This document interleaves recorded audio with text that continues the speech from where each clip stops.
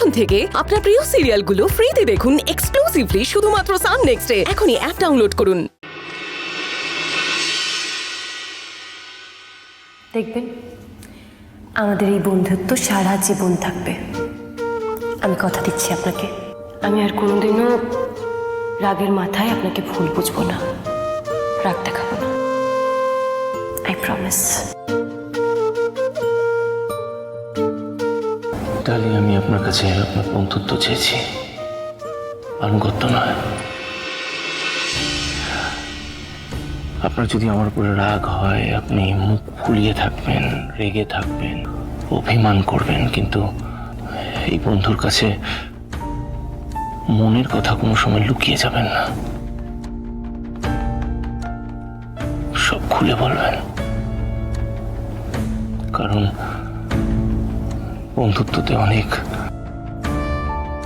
ঝড় ঝঞ্ঝা আপদ বিপদ আসে। আমি জানি রক্তিমবাবু, অনেকেই আমাদের এই বন্ধুত্ব ভাঙার চেষ্টা করবে, কিন্তু যতই এমন বিপদ আসুক, যতই ঝড়ঝঞ্ঝা আসুক, আমরা একে অপরের হাত কোনোদিনও ছাড়বো না, কোনোদিনও না। এতদিন আমার কাছে সবচেয়ে গুরুত্বপূর্ণ ছিল আমার পরিবার, কিন্তু এবার থেকে এই বন্ধুত্বের সম্পর্কটা আমার কাছে সমান দামি হয়ে উঠেছে। ডালি, আমাদের এই বন্ধুত্বটা কোনোদিনও শেষ হয়ে যাবে না তো? ডালি, আমাকে প্রমিস করুন, কোনোদিনও শেষ হবে না তো? কি হলো, চুপ করেছেন কেন? বলুন।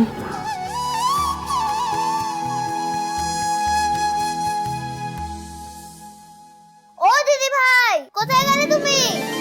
হয়েছে, এখন বাকি কথা পরে হবে, এগুলো নিভিয়ে দিই আমরা। হ্যাঁ, আপনি ওই দিকটা দেখুন। আমি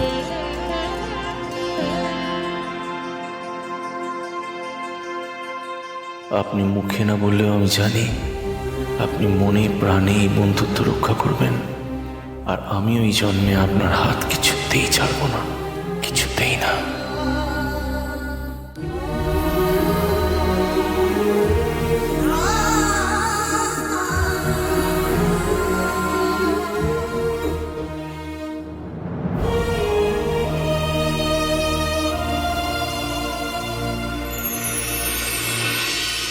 দিদি ভাই, ও দিদি ভাই, দিদি ভাই, ও দিদি ভাই। এই তো এসে গেছে। জানো দিদি ভাই, আজকে আমরা কি মজা করেছি। কিউটি পাই যা সব জোকস শুনিয়েছে, হাসতে হাসতে আমাদের পেট ব্যথা হয়ে গেছে, আর আমরা কত খাওয়া দাওয়া করেছি, খুব মজা হয়েছে জানো। এই তো আবার আল্লাহ খুশি মানে আমিও খুশি।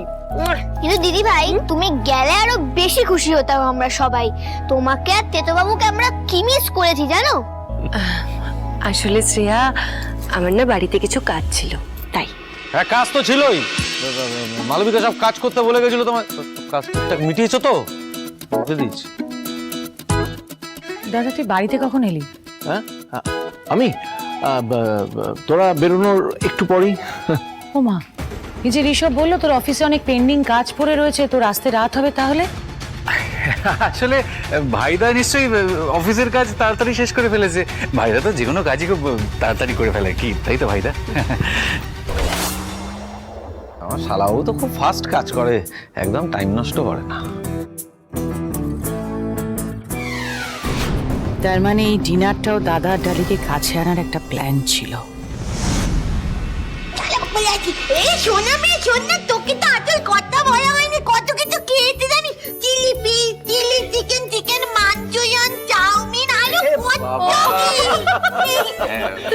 বৌদি, বলছি একটু এসো না, এক মিনিট। হ্যাঁ, বলছি ভাইদার মুখটা দেখে মনে হচ্ছে খুবই উজ্জ্বল, মানে মানে ভাইদা নিজের মনের কথা একজনকে প্রকাশ করে একটু হালকা হয়ে গেছে, মিশন সাকসেসফুল হয়েছে, কি তাই তো?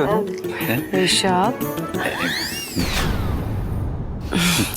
আল্লাদু, মামুনি, আচ্ছা ছোট না, এদিকে এসো, এদিকে এসো। বলছি তোমরা কি আইসক্রিম খেলে শুনি আগে? আইসক্রিম কথা আছে, এসো না, কথা কিছু বিষয় আর প্ল্যান সাকসেসফুল হলো তো রক্তিম, হ্যাঁ? কংগ্রাচুলেশন।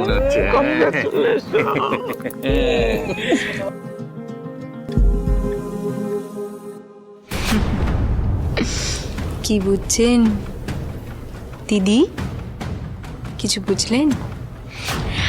আমাদেরকে বাড়ি থেকে ইচ্ছে করে বার করে দেওয়া হয়েছিল যাতে ভাইদা আর ডালি একটু কোয়ালিটি টাইম স্পেন্ড করতে পারে, একে অপরের সাথে কথা বলতে পারে, একে অপরের কথা শেয়ার করতে পারে। কি ভালো না? আমার আগে সন্দেহ হয়েছিল। বুঝি, তাহলে তুমি নিজে যেতে গেলে কেন? ও বাবা, আপনি গেলেন কেন? আপনার কি কোনো সন্দেহ হয়নি? তাহলে তো আপনার মাথাটাই কাজ করছে না বলতে হবে।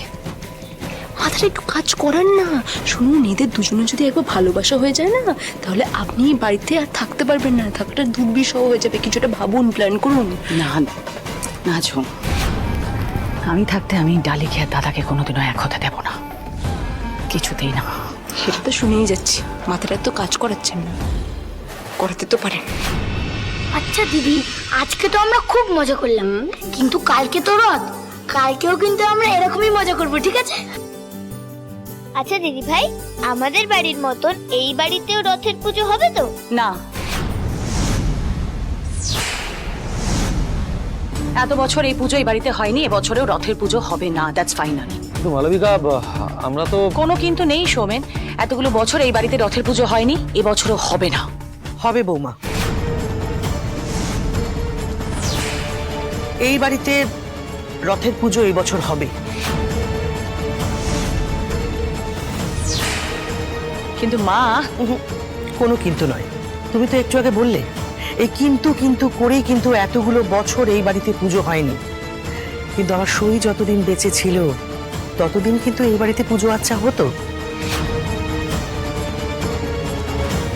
এখন আমার সই নেই, তাতে কি আছে? তার উত্তরসূরি তো রয়েছে।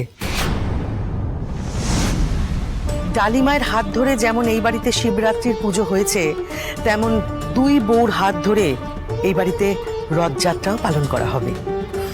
দাদা তুই অন্তত এবার কিছু বল। মা চলে যাওয়ার পরে তুই তো এই নিয়মটা করেছিলি যে এই বাড়িতে পুজো আচ্ছা এসব কিচ্ছু হবে না। আমরা কেউ কোনোদিনও পুজো করিনি, তাহলে আজ ডালি চলে আসার পরে সব নিয়ম পাল্টে না না না না না না প্লিজ প্লিজ, এটা ডালির জন্য হচ্ছে না, এই সেলিব্রেশনটা হচ্ছে ছোট না শ্রেয়ার জন্য। আমরা এবারে রথ টানবো। জয় জগন্নাথ।